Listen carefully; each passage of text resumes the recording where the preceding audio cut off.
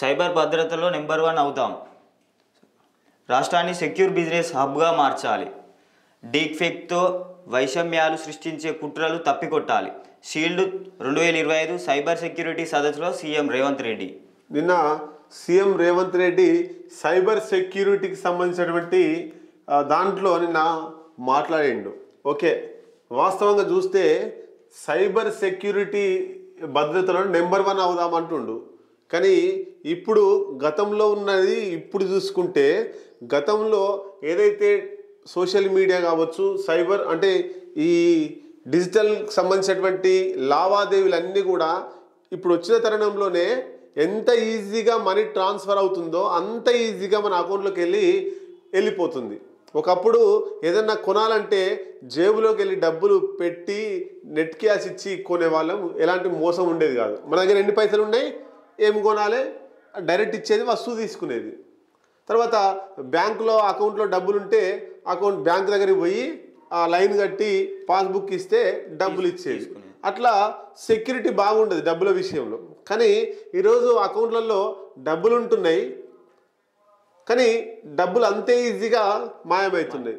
ఒకప్పుడు దొంగలు పైసలు దోసుకోవాలంటే ఇంటికి వచ్చి డోరు పలగొట్టి ఇంట్లో కొట్టి కట్టేసి ఏ టైంలో ఊరి పోయినప్పుడు వచ్చి దోసుకొని డబ్బులు బంగారం దోసుకొని పోయేది. కానీ అప్పుడు ప్రత్యక్షంగా వచ్చేది ఇంటికి దొంగ. ఒక 5-6 మందో, ఒకడో ఇద్దరు ఎంతోమంది వచ్చేది. ఇంట్లో ఏమున్నాయి బీరువా పలగొట్టి దొంగతనం చేసుకొని పోయేది. కానీ ఇప్పుడు ఏ దొంగతనం అవసరం లేదు, ఏ బీరువా పలగొట్టిన అవసరం లేదు, ఇంటికి వచ్చిన అవసరం లేదు. వాడు ఏలో ఉంటాడు, మన ఖాతాలో డబ్బులు ఖాళీ అవుతాయి. ఏదో ఒక లింక్ ఎత్తాడు మన ఫోన్లో, వాట్సాప్లో లింక్ పెట్టగానే ఆ యాప్ ఇన్స్టాల్ చేసుకోమనగానే మనం చేసుకోగానే అది డైరెక్ట్ మనకు తెలియకుండానే పాస్వర్డ్ తీసుకోవడం అన్ని పోతాయి. అంటే కొత్త రకం దొంగతనం అన్నట్టు. ఇది ఎంత ఈజీగా మనం ఈ టెక్నాలజీ తయారవుతుందో అంతే ఈజీగా దొంగతనాలు చేస్తున్నారు. ఏదో వేరే రాష్ట్రంలో ఉంటాడు, వేరే దేశంలో ఉంటాడు, మన ఖాతాలోని డబ్బులు లక్షలు మాయమవుతుంటాయి. ఇట్లా సైబర్ క్రైమ్ అంతా కూడా జరుగుతుంది. కాబట్టి మరి నెంబర్ 1 అవుతామా కామా అనేటువంటిది చూడాల్సిందే. కానీ ఎవరికాళ్ళు సెల్ఫ్గా జాగ్రత్తగా ఉండాలి. ఏదైనా అనవసరం లింకులు వచ్చినప్పుడు కానీ, అపరిచిత వ్యక్తులు లింక్ పంపించినట్టు కానీ ఎవి నొక్కకుండా అసలు మీకు ఏది అవసరం ఉందో అదే చూడండి. అది కూడా సెక్యూరిటీగా ఉండండి.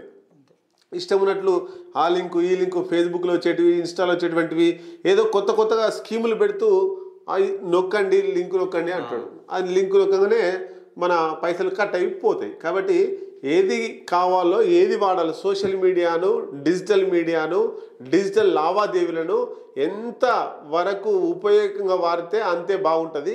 ఏదన్నా మిస్యూజ్ చేస్తే డబ్బులు ఈజీగా పోయే అవకాశం ఉంటుంది. ఇది నెక్స్ట్ మనం ఇంకొక వార్త చూసుకోవచ్చు.